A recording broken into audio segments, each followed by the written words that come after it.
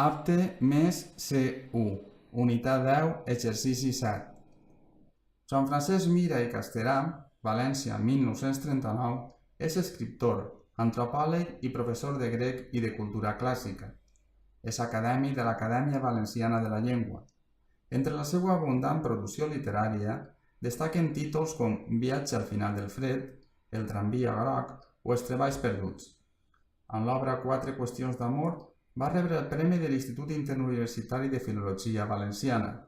Va escriure els assajos Crítica de la nació pura, sobre la nació dels valencians i la condició valenciana. Ha estat guardonat amb el Premi Nacional de la Crítica per les novel·les Borja, Papa i Purgatori i amb el Premi Nacional de Traducció i la Medalla d'Or de la ciutat de Florència per la seva versió de la Divina Comèdia de Dante Alighieri. El 2016 va rebre la medalla de la Universitat de València.